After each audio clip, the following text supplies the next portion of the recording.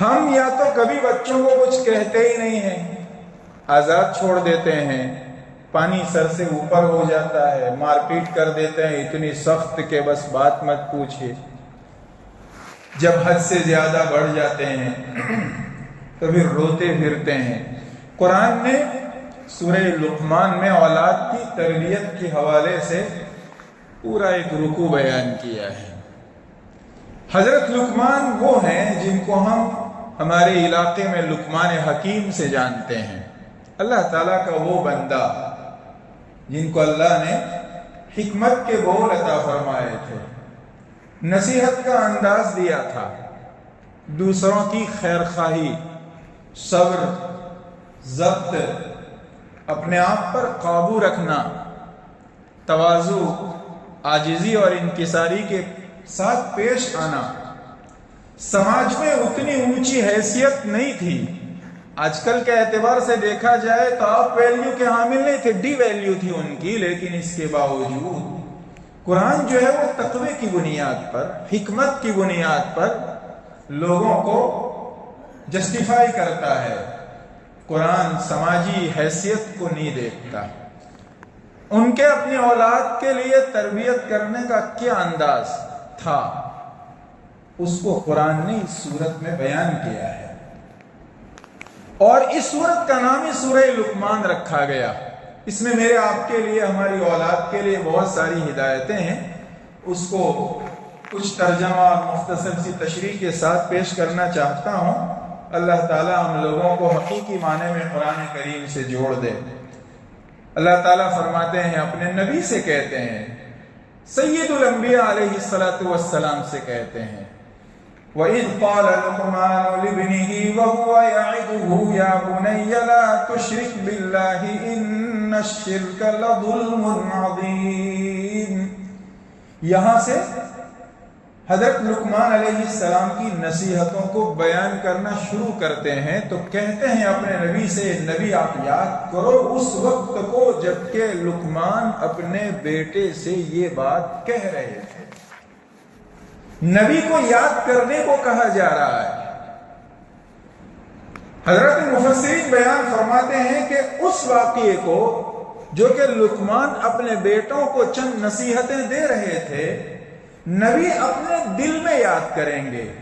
میں اور آپ جب اس تفسیر کو سنیں گے تو جب بھی ہمیں یہ یاد آئے ہم اپنے دل میں یاد کریں گے، تو وہ ہمارے دل میں یاد کرنے کی وجہ سے ہمارے اپنے لیے عبرت اور نصیحت ہوگی کہ ہمیں کس طرح کا پیرنٹس ہونا چاہیے۔ میں باپ ہوں تو مجھے کیسا باپ ہونا چاہیے، میں ماں ہوں تو مجھے کیسی ماں ہونا چاہیے، میں اپنے چھوٹے بھائیوں کا بڑا بھائی ہوں، بڑی بہن ہوں تو مجھے کیسا ہونا چاہیے، دادا دادی نانا نانی ہوں تو مجھے کیسا ہونا چاہیے۔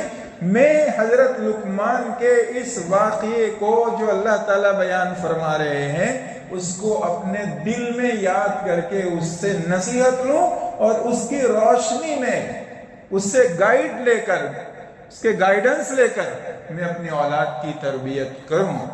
اور تربیت کہتے ہیں چھوٹے پودے کو پانی دے دے کر دھیرے دھیرے اس کو بڑا کرنے کو تربیت کرنا کہتے ہیں۔ تربیت وہ ایک دو روز کا کھیل نہیں ہوتا، بلکہ وہ سالوں پر پھیلا ہوا ایک نظام ہے۔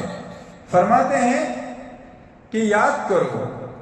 دوسری بات حضرت مفسرین رحمۃ اللہ علیہ یہاں بیان فرماتے ہیں کہ یاد کرو اس کو بیان کر کے، اے نبی چونکہ آپ کو ذمہ داری امت کی رہبری اور اصلاح کی دی گئی ہے، لہذا اپنی زبان کے ذریعے بھی اس کو یاد کر کے امت تک پہنچاؤ، تاکہ تم سے یہ نصیحتیں جو بھی سنے گا وہ اس کو سن کر بار بار یاد کرے گا اور اپنی اولاد کی تربیت کرے گا۔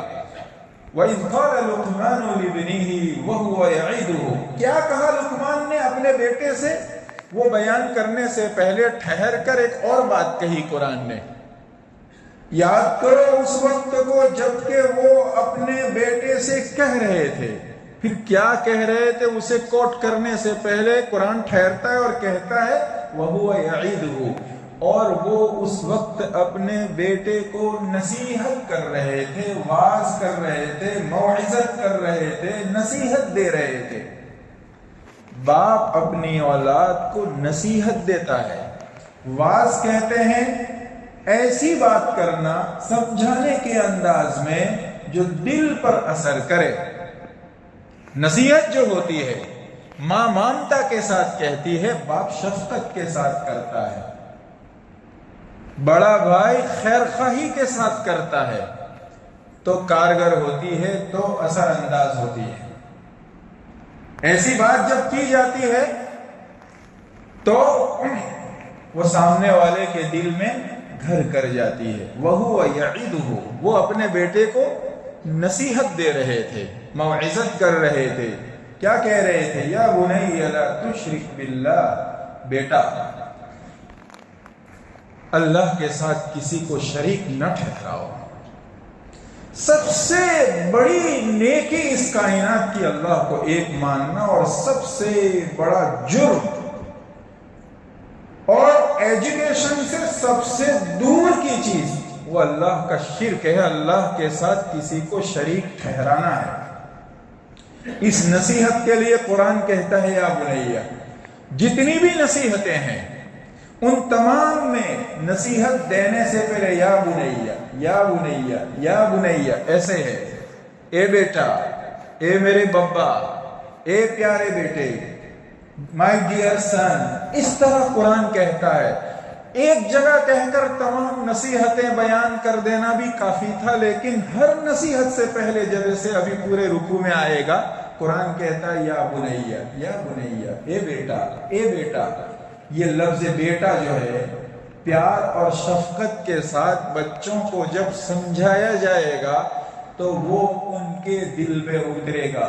اصل تربیت کان کی نہیں کرنی ہے، زبان کی نہیں کرنی ہے، بول کی نہیں کرنی ہے، اصل تربیت دل کی کرنی ہے۔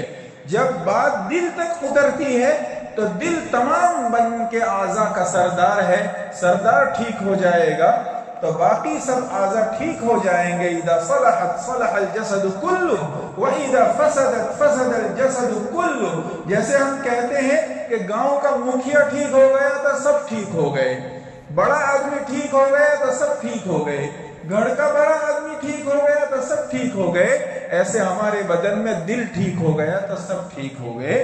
اس وجہ سے اصل تربیت اسے دینی ہے اور اس پر اثر ڈالنا ہے، اور یہ اثر شفقت کی وجہ سے ہوتا ہے، محبت کی وجہ سے ہوتا ہے، پیار بھری بات کی وجہ سے ہوتا ہے۔ اس لیے قرآن ہر جگہ کہتا ہے یا بنیا یا بنیا۔ لہذا میری آپ کی ذمہ داری ہے، ضرورت پڑتی ہے ڈانٹنے کی بھی، لیکن ہمیشہ نہیں۔ ضرورت پڑتی ہے ایک آدھ چانٹا رسید کرنے کی بھی، لیکن انداز ہمیشہ کا وہ نہیں ہونا چاہیے۔ پیار بھری بات سمجھانے سے اثر کرتی ہے۔ یا بنیا، اے بیٹا،